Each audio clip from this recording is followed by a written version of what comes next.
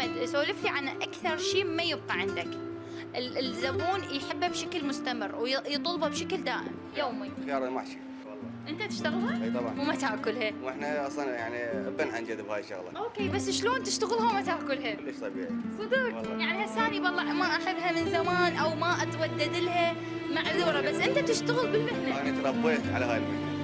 ما اكلها صح. تكون عينه ممليه بالمصلحه. شبعان منها؟ انا صاحب محل موبايلات وهاتفي انا متوقع طبيعي. ما يحتاج. عادي يتكسر وما تحط له لزقه. عادي. هسه بدلته والله ما صار لي ربع ساعه. فشبعان من مصلحته اكيد انا ما يشتكي.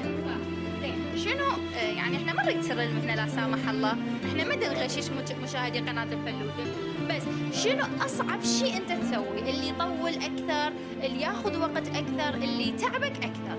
والله تقريبا ماكو شيء متعب فيه. ماكو شيء شنو؟ متعب فيه. ماكو اي نوع متعب؟ لا ماكو شيء.